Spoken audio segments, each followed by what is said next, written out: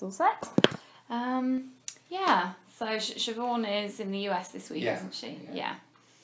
Okay, that's fine. And so you're a freelance journalist? I'm a freelance journalist, or a writer more, yeah. I don't just do journalism. I tend to write more features like this is, rather than newsy news, more just current science. Yeah, so I do a mixture of things. I used to work, I did a degree in biology at Imperial, and then I did a Where in Imperial? Where? Yeah, on the Hammersmith side or? No, South Kensington. South Kensington Was where my undergraduate was, yeah. Yeah, I was for a long time in Which Imperial. is what that cafe looks like. Yeah. Oh, you were there? Yeah, oh, okay. 15 years or so before moving there. Yeah, people be there. Yeah. People stay there for quite a long time, didn't they? Yeah, and then I did a master's in science communication there as well. Right. And then I worked at the Science Museum for about 4 years. Cool. So producing exhibitions and stuff, and then moved into being freelance really. Right. So I have a couple of sort of regular clients, and then I do a real mixture of things actually. Write for kids magazines and different magazines and books as well. I've written some kids books about science. So yeah, I'm always quite busy. So it's nice to, often I get commissioned to do things. This one's quite nice because this was something I pitched that I wanted to write about. So yeah, so it's quite good to be writing. It's quite a long piece. It's quite a different kind of journalism. So they write really long, kind of in-depth essays. And I think I said in my email, so that it will be about 3,000 words, which is quite a lot really. But then often it's on a Creative Commons license, so anyone is free as long as they attribute it to say, you know, we're reproducing this, or sometimes they'll reproduce part of it. I think if they reproduce just part of it, they have to tell me what they want to use and what they don't. So yeah, so it'd be interesting. I think I think there's a demand for this kind of topic for people to read about. So, why miscarriages? Why did you... well, I had one recently, and that was my first pregnancy, and it ended. And I felt, it was so bizarre because I could feel this, I'm a very scientific person, I could feel all my scientific rationality just go out the window. And so I suppose this is my personal way of trying to reconcile that. And I just thought it's actually really interesting. I mean, this publication write a lot about culture, sort of the interplay between culture and medicine. So this kind of topic is perfect for that because it's, the whole personal and social side of it, as well as And it's a common phenomenon, yet people sometimes approach it as a disorder or disease, and it's very unclear where it sits in medicine and miscarriages. So how did you get into what you're doing now? Well, I was so I trained in St Mary's. I was a registrar in St Mary's in London, and in St Mary's there was the weekend miscarriage clinic. Yes. And at that time it was probably the only, or definitely the biggest weekend miscarriage clinic run by Leslie Regan. Yeah. And I was just a registrar, and I was asked to cover the clinic. Yeah. And like every single other ONG registrar, I thought, this is the most boring thing, because what can you do? You run a few tests and and that's it, Yeah. But to my amazement, I was really completely absorbed by the stories that patients were telling me, and by just the extreme form of miscarriages where women came with 8, 10, 15 miscarriages. So rather than finding it very boring, I became completely absorbed by it. And at that time I was already a welcome to as clinician scientist, so I had my research work focusing on the endometrium and how the endometrium computes hormonal signals and how it prepares for pregnancy. So in a way, the whole miscarriage, clinical challenge and miscarriages fitted very well with my work. And I kept it both quite separately, although I early on focused just clinically only on miscarriages. But I kept my work quite separately because, as you know, you have to publish and you have to pitch it. But then we made this really remarkable observation that, because we were working on primate cultures and endometrium cultures, and so we took biopsies from patients and we put them in culture and propagate the cells. And then we mount a pregnancy response, a decidualization response, where the cells transform themselves in these specialized cells that are essential for pregnancy. And you know, there were some reports in the literature that in other diseases like endometriosis, you could take a biopsy and that the cells, even after several weeks in culture, would still behave abnormally when it came from a patient with endometriosis. And at that time there was, you know, that was quirky and of interest because we generally believe that these cells after 10 days, 2 weeks, 3 weeks in culture would somehow, you know, revert back to a basal phenotype and have basal responses. And so I remember so well when we did an experiment where we compared primate cultures from recurrent miscarriage patients to the behavior of control patients. I just couldn't believe the result. It was mind-boggling, you know.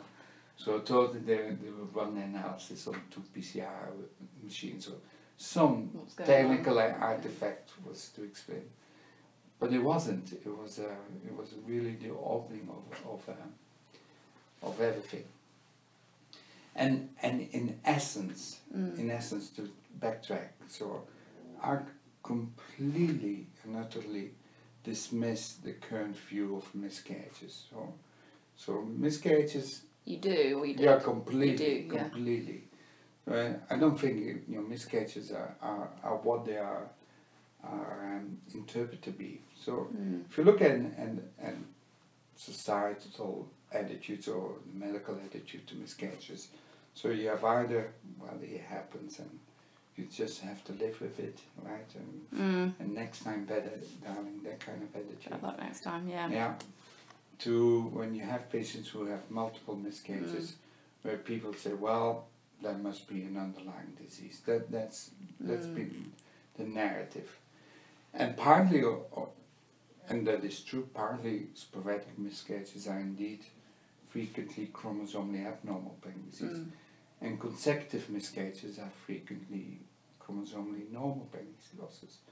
So people have very much looked at miscarriages and say, well, you know, including the medical profession, and looked at these early pregnancy events and pretty much come to the conclusion that it must be very fragile, and hence, you know, anything and everything can cause miscarriages. So there's been this common attitude to, when you're dealing with a miscarriage patient, to go and look for some subclinical disease, either clotting abnormality or hormonal imbalance or autoantibodies, you know, immunological, you know, disorder or whatever. And then when you run out through all the tests and you find something, then it's eureka, you explain the miscarriages. And of course that doesn't work, because in the vast majority of couples that you see in clinic, you can test until you're blue in the face and you will find nothing. Yeah. But more importantly, even if you have a patient where you have a positive test, you know, you will find that same, and that patient has multiple miscarriages, you will find that same positive test in at least 50 to 100 women who don't have a history of miscarriages. And that is the essence of the criticism. In our discipline, people seem to make no distinction between what is possible risk factor and what is actually causal. Right, and for most of the things, I even don't believe that they are you know, genuinely risk factors. There may be a number of them, but most of these tests are just a waste of everyone's time. So the reason why the penny dropped, was one particular patient was Mrs. Scott, it was her real name, and she came from Scotland, and she came to St. Mary's and so on. And at that time, you know, everyone thought that infertility would be a risk factor for miscarriages, because if there was something that prevented you to become pregnant, right, and you somehow struggled and managed to become pregnant again, right, anyway, then that particular problem may still be there and trigger to miscarriages. right, okay. So that was the thinking. Right. And Mrs. Scott, and so all the patients had to fill out, detailed questionnaires. And one of them was time to conception. Mrs. Scott had filled in 8 miscarriages, 1 month, 1 month, 1 month, 1 month.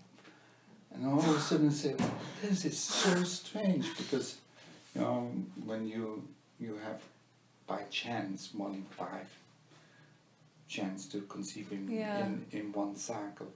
So to do that 8 times in a row, that is, that comes close to 1 in whatever, 9 million to happen.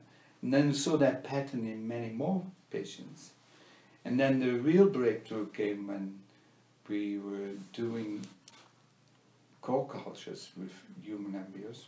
Matter of fact, these were studies done initially in Holland, where the narrative at that time was that for implantation to be successful, the embryo has to engage in molecular crosstalk with the maternal endometrium cells. Right? Yeah. That is the opening of every single textbook. And so the guys in Holland had taken our decidualization approach, our cultures, and incubated a human embryo on top of it for 3 days. And then after 3 days, they harvest the supernatant and analyzed the spectrum of cytokines and growth factors. And they had 50,000 decidual cells and 1 human embryo. And what happened was that during these 3 days co-cultures, some embryos turned out to be doing really well, and others shriveled up and appeared to be arresting. And what they found when they did the analysis was only in response to seemingly arresting embryos, you saw switching off of key implantation factors. So this one, 50,000 decidual cells, 1 little shriveled up embryo, and you have this massive drop in implantation factors. And they couldn't had to whatever. They couldn't figure it out, but that together with this observation that these patients seem to conceive very, very quickly, came to this concept that actually miscarriage is a consequence of lack of selection. And that in humans, you have a very, very important challenge, because if you look at human embryos, virtually all human embryos will be mosaic. So no human embryos is perfectly euploid. So you have a significant proportion of embryos that are completely aneuploid, especially in aging women, because you have a meiotic errors in the eggs. But then, if you have normal, healthy fertilization of an egg, then during the cleavage stage, when the embryo coils separate, it generates genetic errors. And then ends up with an embryo being invariably mosaic. So you have some normal cells and some abnormal cells. And the type of abnormalities are just spectacular. Over 2,500 distinct different chromosomal errors have been described. And as a consequence of that, no 2 human embryos are the same. They're all different. So you have this incredible diversity in your starting material. And if you think it through from an evolution point of view, if you are a species that's going to invest in one pregnancy, in one baby at a time, you need some kind of adaptability. You need some. You can't have selection afterwards, because after birth, like in mice, you'd be extinct, right? So you have to have selection up front at the implantation, and so that triggered this, this diversity of embryos that necessitated a real adaptive response in the lining of the womb. And what while women, while humans and just old world monkeys and a couple of other species, you know, what their standout reproductive feature is that the amount is the suitable response or pregnancy response in each cycle. And that's very, very, very important, because if there's no implantation, that is a response that triggers menstruation. So menstruation is a rare phenomenon. And so what we then went on to show is that actually these decidual cells, they will, I can show you videos if you like, will surround these embryos and they will act as biosensors. So they should be able to dispose of abnormal embryos, but also create an environment that is supportive of high quality embryos, right?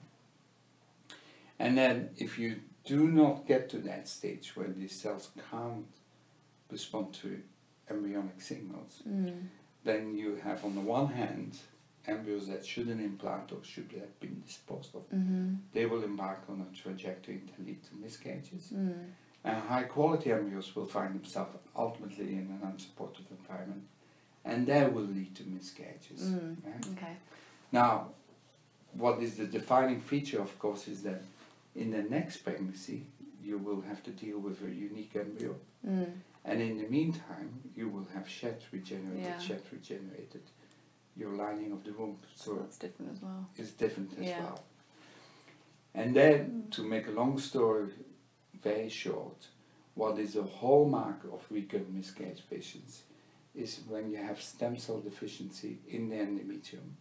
And what you then get is a lining of the womb that doesn't reset easily, and that actually during the cycle, you know, well, the cells in essence ages too quickly, and that creates this inflammatory environment where embryos implant, but they can't respond to it, you know, it falls apart. So that is the hallmark of miscarriage patients. So if you have a patient and she has 1 or 2 miscarriages, you know, the lining of the womb should be perfectly capable of adapting and ensuring that you're reproductively successful. But that ability to adapt, that it takes much, much longer in recurrent miscarriage patients. And that explains these consecutive losses. And the fact that you do not engage with selection, that explain that if you look at, if you have a patient who has, let's say 12 miscarriages or 15, she probably will tell you that she's very lucky because she can conceive every single month or within 2 months, because there's no quality control check at that implantation. And then you can look at the first trimester of pregnancy, and what is very, very clear in the first trimester of pregnancy is that this selection point is not just at implantation, because of course what is typical for humans is that the human placenta will relatively late start producing progesterone. And that means that the progesterone production by the corpus luteum, I'm sure you all remember all this. Somewhere in the brain. The corpus luteum has to be rescued, and that is pregnancy hormone does that. So if the embryo stroke fetus lack fitness, it can't produce enough pregnancy hormone, then it will collapse then. And then very, very strikingly, is between 10 to 12 weeks, you get the sudden onset of the placenta being active, perfused, your blood perfusing the placenta. So before that period, the growth of the fetus is depending on secretions of the lining of the womb. After that critical transition period, it's dependent on the placenta and your blood perfusing. And that transition is a stress test. So if you're not ready then, the pregnancy will collapse then.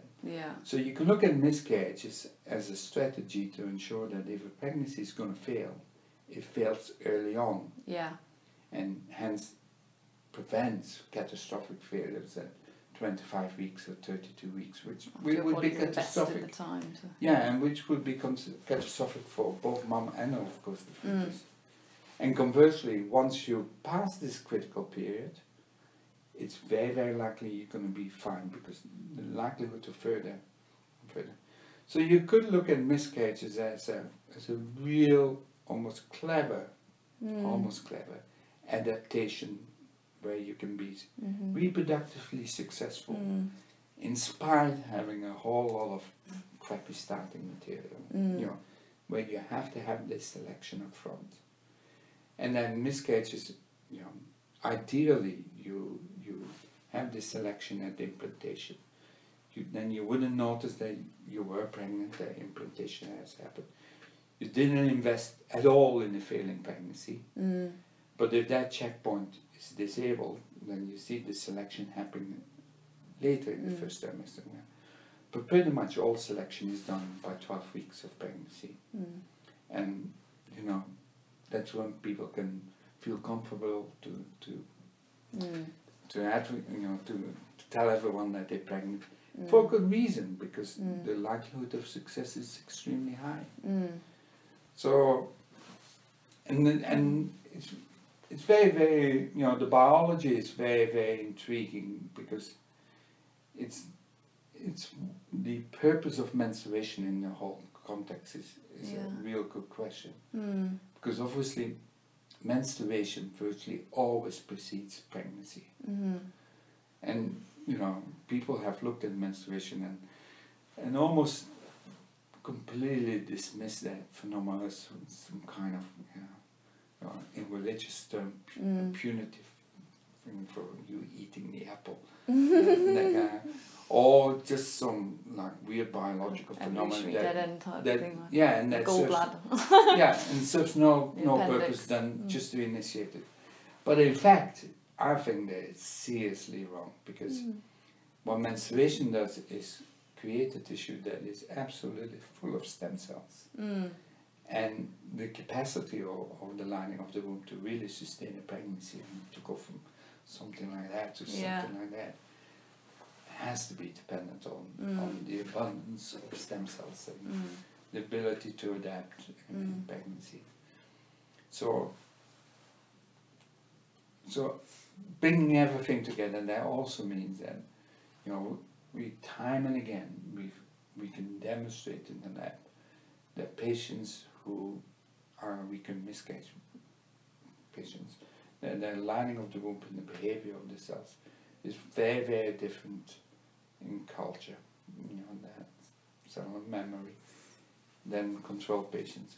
So as a consequence, you know, it must be possible to start predicting who is at risk of miscarriages, even if you've never been pregnant. And the second logical conclusion from that is that if you're going to treat miscarriage patients, you better treat them before pregnancy, or you probably are pissing in the wind a little bit. That's quite a revolutionary kind of idea, really, isn't it? Well, and if you think about it, so your lining of the womb regenerates, and then 2 weeks later you ovulate, and 3 weeks later you have an embryo implanted.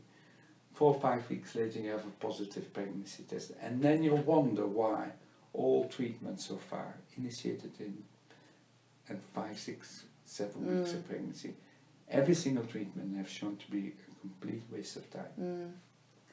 Every single RCT has been negative, randomized control trial, and you wonder why.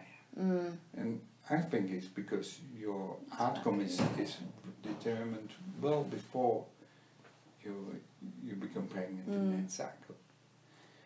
But as such, you know, I really think it's time to, I genuinely believe it's time that so the problem I face when I see patients is that the vast majority come with this narrative that has been imposed on them, and which they think that a miscarriage is your body rejecting the pregnancy, you know, that this is a complete failure, and so on.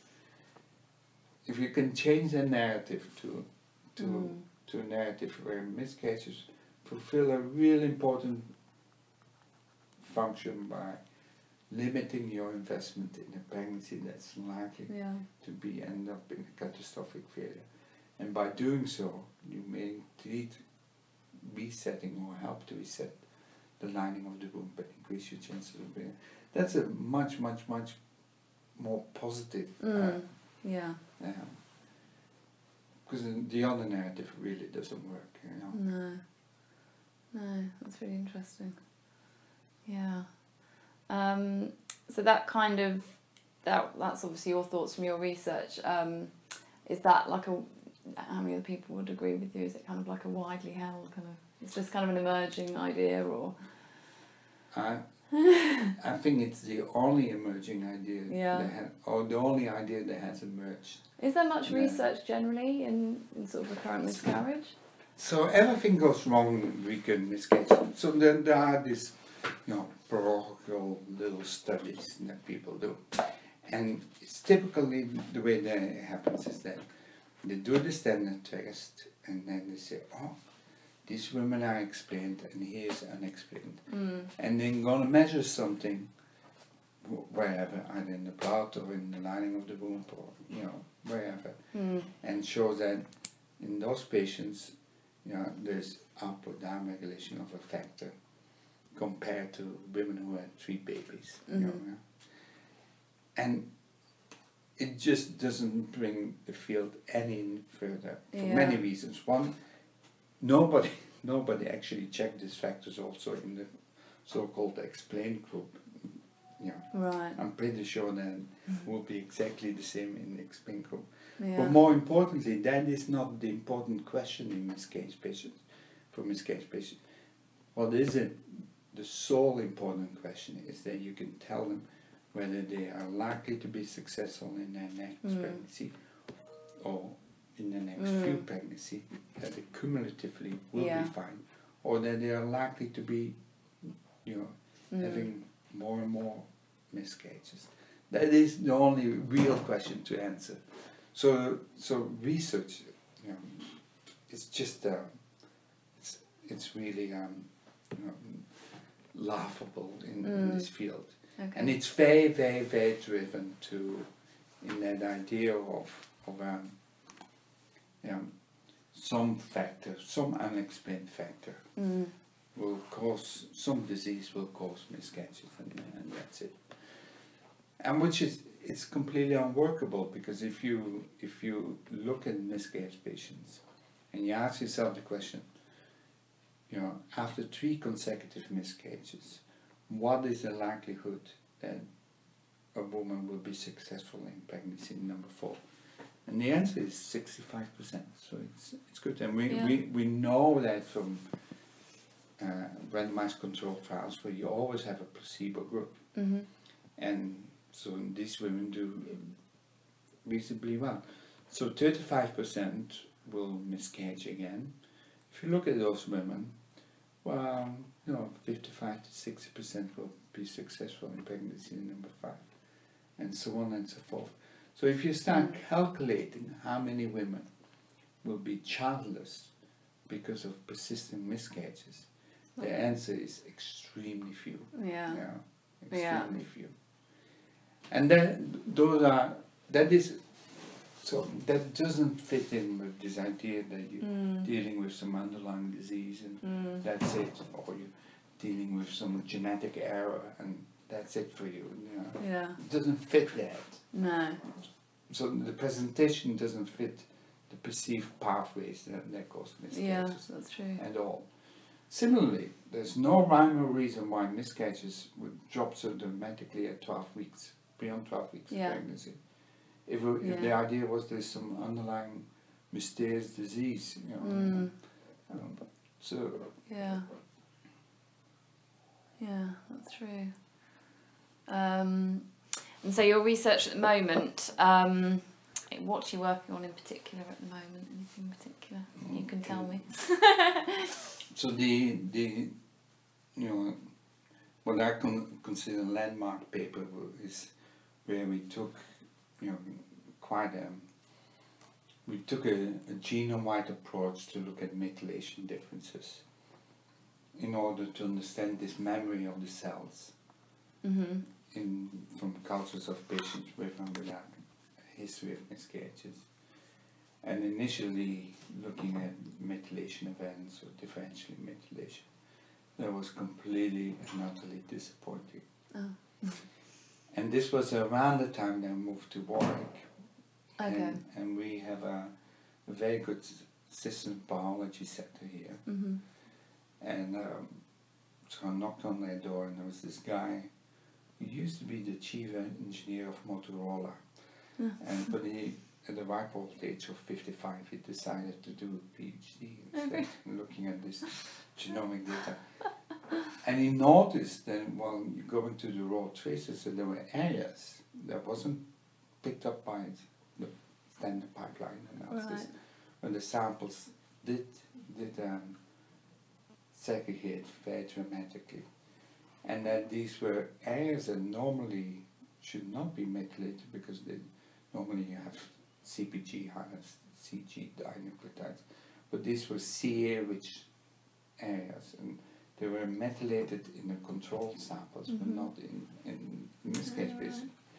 And Ca methylation is a hallmark of stem cells, so you find that in embryonic stem cells, and it's lost in somatic cells, and when you reprogram cells, it comes back in all that. So that led to the realization that the stem cell deficiency, which demonstrate that the abundance of stem cells that you can retrieve from an endometrium is markedly reducing recurrent miscarriage patients, and that is associated with senescence, aging of the cells, and impaired differentiation. So this is impaired now. So that's a real landmark paper that's coming out in stem cells, because it really set the tone and sets the direction of travel. It's looking at what controls your stem cell behaviors, stem cell population within the endometrium, and how can you manipulate that before pregnancy? Because once you can diagnose that, and once you can normalize it, you may still experience a miscarriage, but you're very, very unlikely to experience consecutive miscarriages. So, so that's the main. But we have a lot of work on this epigenetics, chromatin, etc. We work on circadian rhythms in these cells, because we have to switch it off for implantation. We work on the epithelial cells, the glands, and how they can feed. And, Siobhan works on natural killer cells, which is one of these really, most contentious areas, because. Yeah, I'd read a bit about that. Yeah. So, and that's a very, very interesting topic, because so in the endometrium you get natural killer cells. They migrate into the tissue in all during the secretory phase of the cycle, and they used to be called large granular lymphocytes, and nobody really paid any attention until the name was and then they made the front page of the Daily Mail. Because you don't need a PhD to understand the natural killer cells. Good rebranding. Completely rebranding, and it really fueled this idea that immune disorders, immune rejection. It's quite a fashionable idea. Which honestly, it's not only 6 decades old; it's 60 years old. But if miscarriages, if for the sake of argument, miscarriages was an immune response, an excessive immune response, we would treat miscarriage patients as if they were transplantation patients, and that would be the end of the matter. You would just immune suppress them, and the bingo, that would be, and it doesn't work. It makes a lot of people very rich in the business, but it doesn't work. So, and it doesn't explain anything. If you look at the phenotypic presentation of miscarriage patients. So it's one of those most annoying, ingrained beliefs that is just highly irritating. But at the same time, that is what drives patients to go and pay out thousands of pounds to do this idiotic test. And anyway, back to the natural killer cells. So it turns out that in any tissue in the human body, you will find natural killer cells if you have senescent cells. That's how your body protects you against cancer, because when you have a mutation in the cell mounted DNA damage response, and the first phenotype is senescence, and then natural killer cells will gobble them up or dispose of them. Yeah. And it's exactly the same. You see an excessive number of natural killer cells in the endometrium of patients who have miscarriages because of excessive senescence. Okay. Not because they are ready that's to very different, isn't it? Yeah. attack a little embryo, little poor embryo. That's very different to the public conception of it, isn't exactly, it? Yeah. Exactly. Yeah. So at the moment, natural killer cell testing, we're using them in an attempt to stratify patients who is more likely to fail again. It's not an ideal test, but it's the only test that we have. Yeah. So we're trying to improve on that and get much more informative tests. And it's also very cumbersome. It's really good. I could show you how it's done. So.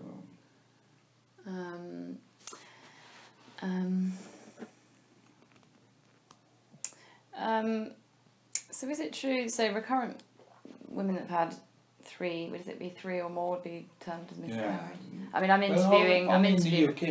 Only in the UK. Because on the continent and in the States, you only need 2 consecutive miscarriages. So some, don't quote me, some middle-aged fat bloke has decided some time ago that you need to have 3 consecutive miscarriages. That's just stuck. Yeah.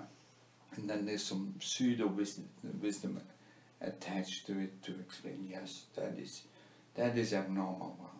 Yeah. The rest is normal. Just drawn a line and it's a meaningless one. Yeah. But so, I'm interviewing a couple of women later this month, one of which I think has had 10 and had all the tests under the sun and still doesn't understand. So someone like that, is it right that they would go to their doctor? There's no NHS guidelines that say you have this test and that. Yeah. So treatment-wise, so there are standard tests. There are. Yeah. But my personal highly informed view is that like you were saying earlier. Just a lot of crap. Yeah. And then they really don't address anything. But there are these standard tests.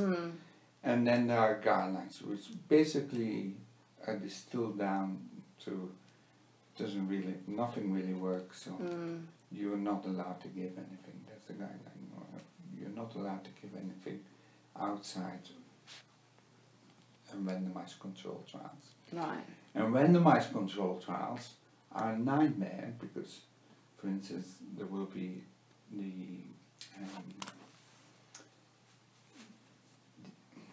which trial is it? The progesterone trial will be reported soon. Oh yeah. Which one's it called? There's a few. Promise? The Promise trial, will be reported That's soon, yeah. That started in 2008. It's now 2015. So you can't sit in front of a patient who has 10 miscarriages and say, well, I'm just going to wait for the outcome of the next randomized control trial. It's balmy. That is defeatism to the extreme. So I think on the understanding of how we see miscarriages, you should actively support patients and you should actively treat them. And we do that part of our implantation research clinic. Yeah. So where we first try to get a narrative around miscarriages that patients understand and that they look differently to the whole thing. Yeah. Really emphasize that you know, that each time you're pregnant, each time you have an implantation, you are dealing with a unique embryo and unique lining of the womb, and hence, you know, you would be silly, you know, even after 10 miscarriages, you would be silly to just, you know, say, oh, I'm going to give up, you know. Of course, if you're emotionally there, but, you know, you really, you know, you see, even these patients, they have a high or relatively high success rate. So we try to support them. We take biopsies on the lining of the womb that will induce a wound healing response, that will recruit stem cells into the tissue. We do give progesterone, but from around the time that an embryo implants. Right. So about a week before the anticipated period, and then after a week later they do a pregnancy test. If positive, continue. If negative, you stop. Okay.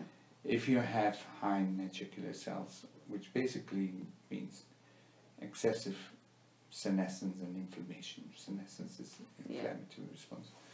So we do give steroids to dampen inflammation, and heparin is an intriguing drug because heparin, yeah. Everyone gives it because to prevent clotting, but there is no blood flow before 10 weeks. But heparin is a survival factor for trophoblast placenta cells. It enhances heparin growth, binding growth factors, etc. So there is something to be said to give heparin to confirm this protection. Right. So you're already there in you don't treat anything, you just try to support the endometrium. Okay. You try to dampen inflammation, you try to protect. Yeah. But you're already there with 3 drug interventions, which, you know, logically should be synergistic, but the 2 randomized trial on 3 drugs, you know, that will happen before 2050 or whatever. Yeah. So it's so cumbersome to obtain that kind of clinical proof. Yeah. In the patients. So I really hope that by completely changing our tack and going for these pre-pregnancy interventions and being able to demonstrate the beneficial effect on your stem cell populations in the endometrium and your hormone responses in the endometrium, that you can bypass all that and you treat, and then once it's fine, let them become pregnant and take it from there. Yeah. Oh, it's fascinating research. Yeah, really interesting. What was the video you were going to show me? Got it. Is it there? So it's one of it's a. I'll show you.